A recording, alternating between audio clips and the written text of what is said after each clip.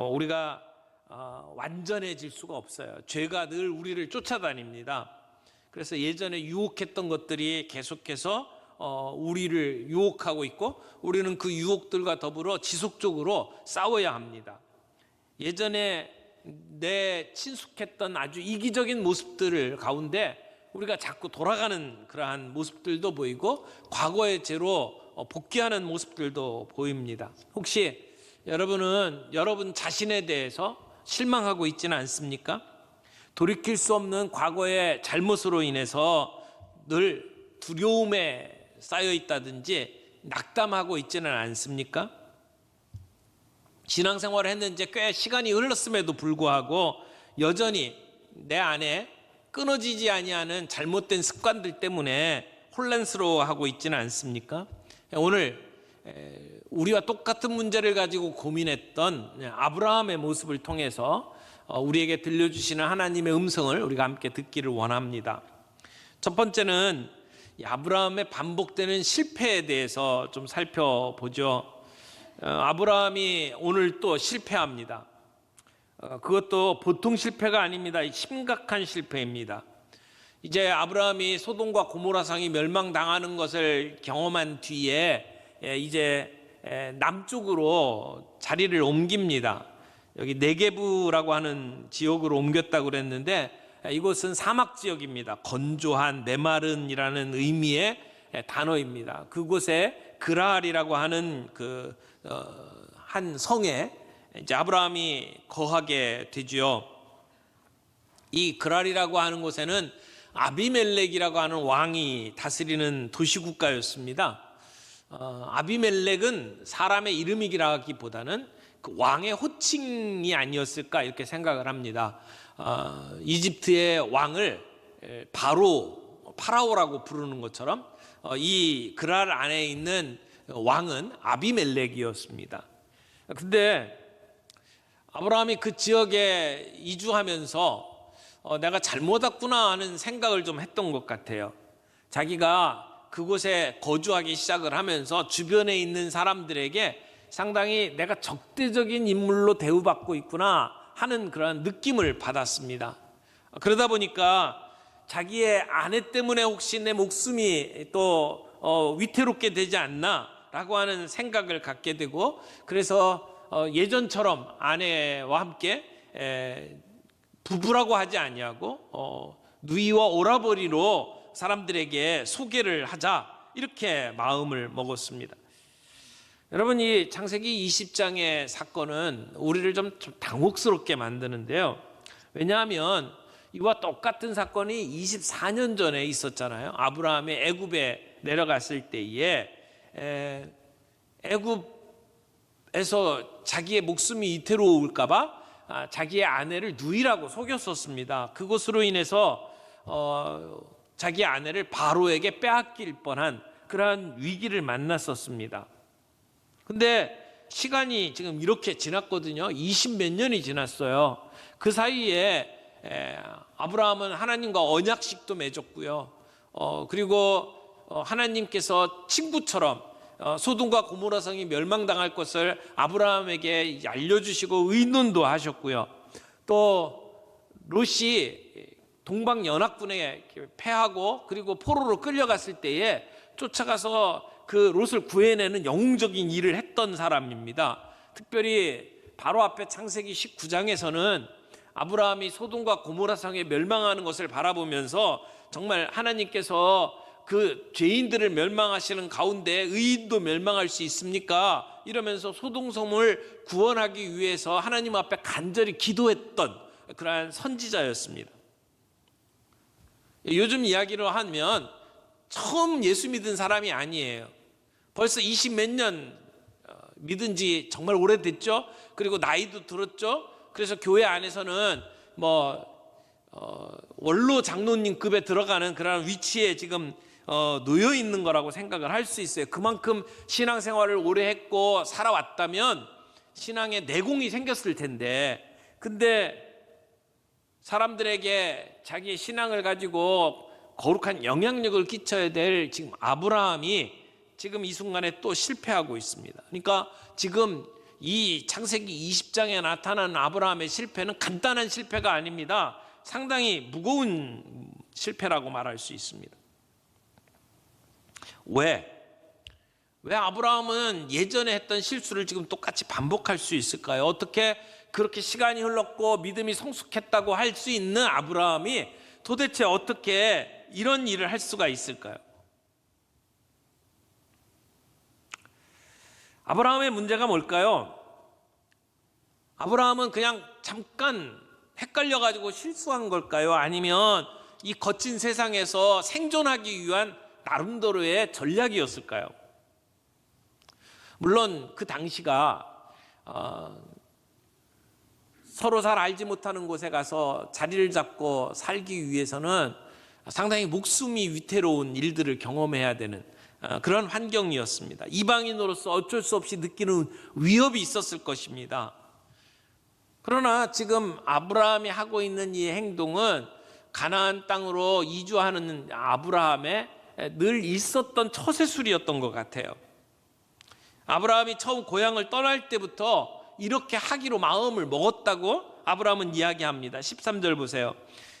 하나님이 나를 내 아버지 집을 떠나 두루 다니게 하실 때에 내가 아내에게 말하기를 이후로 우리의 가는 곳마다 그대는 나를 그대의 오라비라 하라. 이것이 그대가 내게 베풀 은혜라. 아브라함이 가나안 땅으로 이주하기 시작을 하면서 사라와 함께 나누었던 이야기입니다. 그게 계획이었다는 겁니다. 왜 이런 계획을 할까요? 그의 마음속에는 하나님이 나를 지켜주신다고 하는 확신이 실제적으로 피부에 와닿게 느껴지질 않았던 것 같습니다. 그러니까 하나님에 대한 불신앙이 자기 나름대로 이런 인간적인 꾀를 가지고 처신을 해야 되겠구나라고 하는 결정을 했다는 것이죠. 아브라함이 이 세상을 그렇게 사랑하는 사람은 아니었지만 아브라함은 세상을 두려워하는 사람이었습니다. 어떤 때 보면 아브라함은 정말 믿음이 훌륭한 것처럼 보이는데 또 어떤 때 보면 이렇게 한없이 연약한 모습을 보여주고 있습니다. 하나님은 이런 아브라함을 알고 계셨습니다. 모르고 계신 것이 아닙니다. 그럼에도 불구하고 그를 구원하셨고 그리고 그를 통해서 온 세상이 복을 얻도록 만들어 주셨습니다. 비록 아브라함이 때때로 이런 약점이 드러나고 실수를 한다 하더라도 하나님은 그 약점을 뛰어넘어서 아브라함에게 은혜를 베풀어 주셨습니다. 하나님께서는 아브라함에게 이런 약속을 주셨잖아요. 아브라함아, 두려워하지 말아라. 나는 내 방패요 내 지극히 큰 상급이니라. 아브라함이 하나님의 약속을 믿고 하나님을 의지하기로 결단했을 때에 하나님이 이렇게 말씀을 주신 겁니다. 그 말씀을 들을 때 그리고 그 말씀을 붙잡을 때는 믿음이 충만했죠. 그러나 살아가는 삶의 순간순간마다 믿음이 밑바닥을 보일 때가 있습니다. 그럴 때는 어처구니 없는 행동들을 하게 돼 있다는 것이죠. 결국 아브라함은 그 순간에 믿음이 약했고 그리고 부끄러운 행동을 했던 것입니다. 그것도 반복적으로. 여러분, 우리들에게도 아브라함처럼 어떤 약한 부분들이 있지 않습니까? 아브라함은 자기의 생명에 위협이 느껴진다 할 때는 이렇게 거짓말로 이 문제들을 해결하고 싶어하는 유혹에 빠졌던 것 같습니다. 이게 아브라함의 아킬레스건이었습니다. 오늘 우리들의 삶 속에 위기가 닥쳐올 때 우리는 어떤 실수를 합니까? 우리의 아킬레스건은 무엇입니까? 사람마다 넘어지는 자리가 달라요. 어떤 사람들은 탐욕에 무너집니다. 탐욕도 사람마다 다르죠. 어떤 사람들은 부동산에 빠지고 어떤 사람들은 자동차에 빠지고 어떤 사람들은 아주 조그마한 액세서리에 탐욕을 보이는 경우들도 있습니다. 어떤 사람에게는 감정의 폭발일 수 있죠. 아무것도 아닌데 크게 폭발하는 경우가 있어요. 마치 파리를 잡아야 할 때 파리채를 써야 되는데 망치 들고 나타나는 것처럼 너무 과하게 리액션을 하는 거죠. 감정의 폭발도 우리들을 무너뜨리는 어떤 아킬레스건이라고 말할 수가 있습니다. 어떤 사람에게는 돈의 문제가, 어떤 사람에게는 성적인 유혹이 우리의 약점일 수 있습니다. 어떤 사람은 음식에 대한 탐심이 우리를 무너뜨릴 수 있죠. 때때로 자기가 불리한 순간이 되면 말을 교묘하게 바꿔서 거짓말을 하거나 피해가려고 하는 그러한 것들도 약점일 수 있습니다. 오늘 아브라함에게 약점이 있었던 것처럼 우리에게도 약점이 있는 것을 압니다. 근데 우리가 이런 약점이 있구나라고 하는 것을 알고 인식하면, 그리고 인정하면 우리는 그런 그 약점들을 피해갈 수가 있습니다. 근데 나는 괜찮아, 다른 사람들은 몰라도 나는 괜찮아라고 생각했다가 똑같은 죄에 넘어지는 경우들을 종종 봅니다. 자, 이런 일들이 벌어졌을 때 하나님 어떻게 하셨습니까? 두 번째로 생각할 것은 망가진 인생에 개입하시고 수습하시는 하나님의 모습을 오늘 우리가 봅니다. 지금 아브라함은 예전에 그가 습관적으로 저질렀던 잘못을 다시 짓고 말았습니다. 아브라함은 하나님의 돌보심에 대해서 철저하게 신뢰하지 못했습니다. 그래서 이와 똑같은 지금 실수를 하고 있는 거죠. 그때 하나님은 어떻게 반응을 보이셨습니까?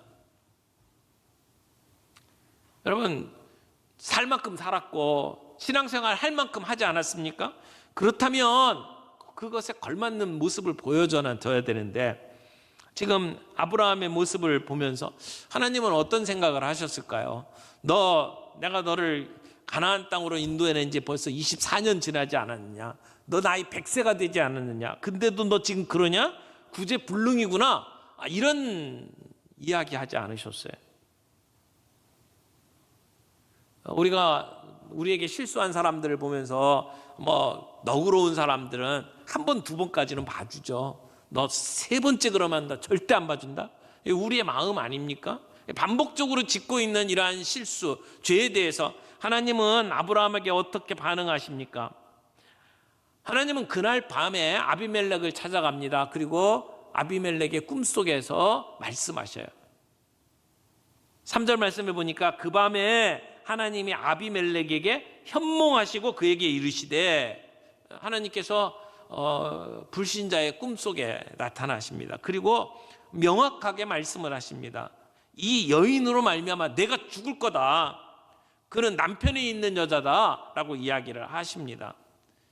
아브라함은 사라를 누이라고 했지만 하나님은 아비멜렉에게 사라가 아브라함의 처라고 하는 것을 분명하게 밝혀주시고 그를 범하지 못하도록 막아주셨습니다. 아브라함은 사라를 지켜주지 못했지만 하나님은 사라를 지켜주셨습니다. 하나님은 왜 그 밤에 그렇게 아비멜렉에게 나타나셔서 사라를 지켜주셨을까요? 하나님은 약속을 지키시는 하나님, 하나님은 언약의 하나님이십니다. 하나님께서 이미 사라에게 내가 열국의 어미가 될 것이다 라고 말씀했죠. 사라를 통해서 자식을 낳게 될 것이고 그 자식은 하나님 나라를 이룰 것이다 라고 하나님께서 이미 약속을 하셨습니다. 만약 사라가 아비멜렉의 아내가 되어버린다면 하나님께서 하신 그 약속은 모두가 다 물거품이 되는 거예요. 하나님은 그 약속을 지키시길 원하셨습니다. 그래서 즉시 역사에 개입하시고 하나님의 뜻을 이룹니다. 아브라함이 자기의 연약함으로 말미암아 일을 엉망으로 만들어놨어요. 하나님은 그곳에 개입하십니다. 그리고 수습해 주십니다. 그리고 위험에 빠진 사라를 보호해 주십니다. 그 당시에 도시국가의 왕이라고 하면 상당한 힘을 가지고 있습니다. 사람들의 생사를 결정할 수 있는 그러한 능력을 가지고 있습니다. 비록 부부관계를 갖고 있다 할지라도 뺏을 수 있는 능력까지 있습니다. 그런데 하나님께서는 그 왕이 사라를 건드리지 못하도록 막아주셨습니다. 하나님께서는 아비멜렉이 사라를 데리고 가자 그 집안의 텔의 문을 닫아버리셨습니다. 징계를 내리셨습니다. 사라를 지키기 위한 하나님의 비상조치였습니다. 대문을 닫았다라고 하는 것이 무엇으로 알 수 있을까요? 아마도 하나님께서 그 집안에 자식을 낳을 수 있는 어떤 그 기관들, 몸의 기능에 문제가 생기고 병이 나도록 만든 게 아니었을까라고 하는 생각을 합니다. 근데 더 나아가서 하나님께서는 아브라함이 그 아비멜렉을 위해서 기도하면 그 문제를 해결해 주시고 태의 문을 열어주시는 그러한 일을 하셨죠. 하나님은 한 번, 두 번 넘어진다고 해서 그를 포기하시는 하나님이 아닙니다. 기다려 주십니다. 오늘도 그 나이에 그렇게 신앙의 연륜이 있던 아브라함이 넘어졌을 때 하나님은 그를 다시 붙잡아 이렇게 세워주십니다. 이 하나님의 은혜입니다. 하나님의 은혜를 뭐라고 얘기할까요? 세 번째 주제를 이렇게 잡았어요. 역전의 은혜를 베푸시는 하나님, 역전의 은혜라고 이야기를 했어요. 이를 엉망으로 만든 아브라함을 그 와중에서도 다시 세우시는 하나님의 놀라운 은혜를 오늘 우리는 봅니다. 어떻게 보면 이 모든 문제의 원인 제공자인 아브라함을 하나님은 선지자라고 내세웁니다. 책망받은 그 아브라함에게 벌을 주는 게 아니라 어떻게 보면 뭐 종합 선물 세트 받는 것처럼 많은 재물을 받아가지고 나오게 하십니다. 하나님은 아브라함의 기도를 들으시고 아비멜렉의 가정에 치유의 역사를 허락하셨습니다. 어떻게 이럴 수가 있을까요?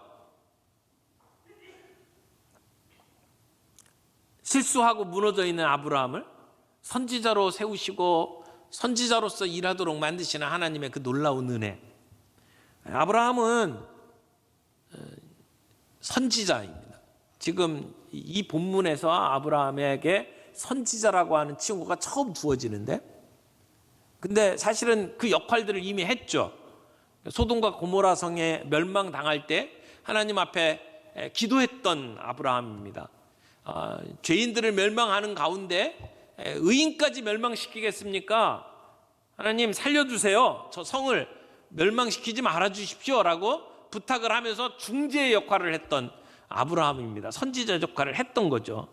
그런데 지금 이 시간에 하나님이 아브라함을 다시 선지자로 불러주시는 것은 아브라함이 지금 이런 지속적인 실패에도 불구하고 그의 연약함에도 불구하고 하나님은 아브라함을 계속해서 선지자로 쓰시겠다고 하는 하나님의 의지를 지금 보여주는 겁니다. 하나님의 사람으로 거기에 걸맞지 아니한 행동을 했다고 해서 그를 그 자격을 박탈하시거나 하나님께서 그를 폐하는 게 아니었습니다. 하나님은 그 가운데에서 아브라함을 세워주시는 하나님이었어요. 이분이 우리가 믿는 하나님이십니다. 이것이 하나님의 은혜입니다. 우리는 완벽하지 않습니다. 우리는 옛 유혹에 종종 사로잡힐 때가 있고 신실하지 못하게 죄를 지을 때가 있습니다. 그러나 우리가 믿는 하나님은 신실하신 하나님이시고 약속을 지키시는 하나님이십니다. 우리의 약함이나 잘못에도 불구하고 하나님은 하나님의 뜻을 약속을 이루시는 하나님이십니다.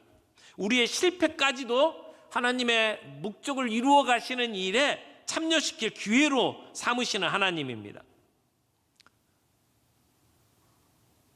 아브라함으로 인해서 하나님의 약속이 무너질 것 같은 지금 위기를 만났지만 하나님은 아브라함을 선지자라고 말씀하십니다.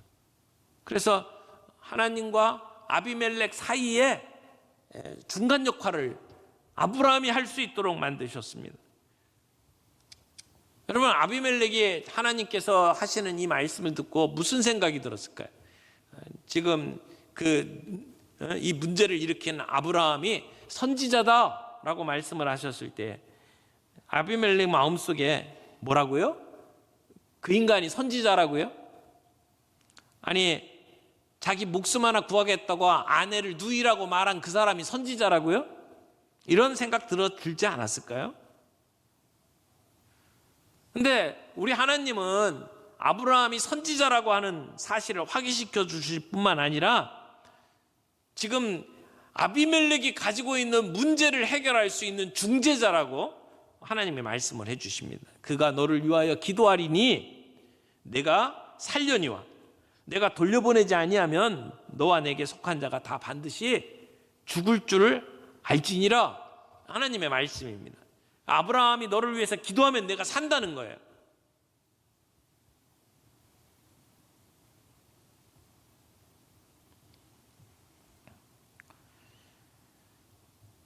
여러분, 아비멜렉은 아브라함을 불러서 그에게 책망합니다. 네가 어떻게 그럴 수가 있느냐? 네가 나에게 어떻게 그럴 수가 있느냐라고 말을 합니다. 네가 합당하지 아니하는 일을 내게 행하였도다라고 책망을 합니다. 아브라함이 아마 머리를 들 수가 없었을 거예요. 창피했을 겁니다. 불신자가 지금 신자를 책망하고 있는 거잖아요. 그때 아브라함이 자기의 잘못을 인정하고 회개했으면 얼마나 좋을까요? 어떻게 보면 지금 기회를 주는 거잖아요. 근데 아브라함은 유감스럽게도 그렇게 하지 않았어요. 변명하기에 급급했습니다. 그러니까 내가 집을 떠나서 이주하는 동안에 내 아내와 이렇게 하기로 약속을 했다라고 말도 안 되는 지금 변명을 늘어놓습니다. 실제 누이다. 그러니까 반만 맞는 진실을 가지고 그는 변명거리로 삼고 있습니다. 책망받았을 때 그의 잘못을 뉘우치고 인정을 했다면 얼마나 좋았을까요? 아비멜렉과 아브라함의 모습을 보면서 뭔가 바뀌었다라고 하는 생각이 듭니다. 뭔가 지금 이게 신분에 맞지 않는 지금 모습들을 보여주고 있는 거죠. 여러분, 누가 선하게 보입니까? 누가 더 멋지게 보입니까? 누가 더 좋은 사람입니까? 이 본문에 보면 아브라함보다 훨씬 아비멜렉이 멋지게 보여요. 근데 성경은 아브라함이 지금 이렇게 죄를 짓고 지금 어리석은 행동을 하고 있는 이 아브라함이 아비멜렉을 위해서 기도하는 선지자로 지금 이야기를 하고 있습니다. 그리고 실제로 아브라함이 기도하자 아비멜렉에게 있었던 그 모든 병이 치유되었다고 이야기를 합니다. 어떻게 보면 불공평합니다. 말이 안 되는 일이 벌어지고 있는 겁니다. 하나님은 처음부터 아브라함을 선택하시고 아브라함을 통해서 온 세상 사람들이 복을 얻게 하겠다라고 결정을 하셨습니다. 아브라함이 잘나서가 아닙니다. 더 도덕적으로 우월해서가 아닙니다. 아브라함의 연약함을 하나님이 알고 계셨음에도 불구하고 하나님은 아브라함을 부르시고 그를 통해서 이런 일을 하시겠다고 결정을 하신 겁니다. 불공평하죠. 맞습니다. 불공평합니다. 불공평하기 때문에 오늘 우리가 살아 있습니다. 하나님이 우리가 살아온 삶의 모습들을 보고 우리를 그대로 대우하셨다면 오늘 우리가 이 자리에 있을 수 없습니다.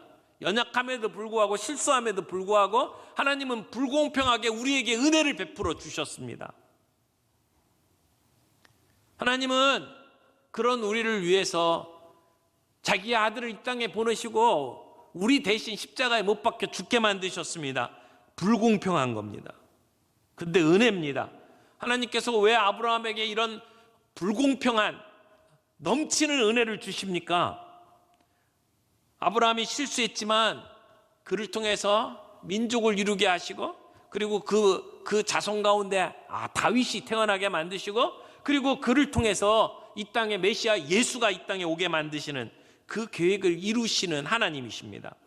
하나님은 그렇게 결정하셨습니다. 하나님은 그렇게 놀라운 일을 아브라함에게 선물로 주셨습니다. 하나님의 은사는 후회가 없습니다. 그 은혜는 오늘도 과분하게 우리에게 부어집니다. 오늘도 최고의 은혜가 우리에게 부어집니다. 하나님은 아브라함에게 책망하기보다는 과분한 은혜를 베풀어 주시는 것으로 그를 변화시키셨습니다. 하나님의 은혜는 내가 저지른 실수보다 훨씬 큽니다. 하나님의 은혜가 얼마나 놀랐습니까? 아브라함에게 이렇게 놀라운 은혜로 베풀어 주셨던 하나님이 바로 우리의 하나님이고 우리의 삶 속에 이런 은혜를 베풀어 주십니다.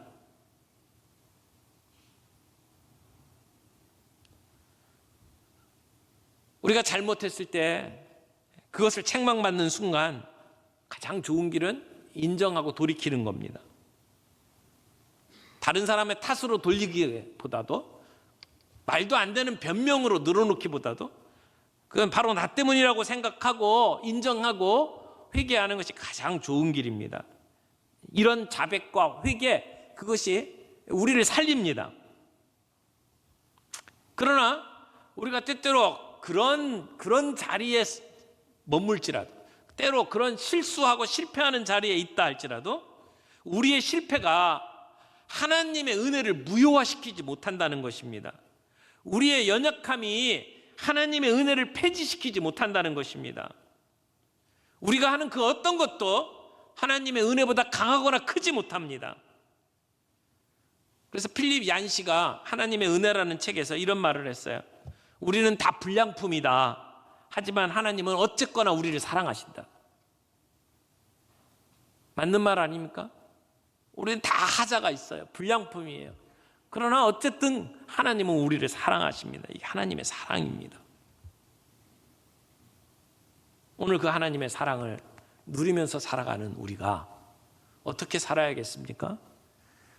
그 사랑을 누리고 그 은혜를 누리는 자라면 저는 똑같은 방식으로 우리가 다른 사람들에게 대하는 게 필요하다고 생각을 합니다.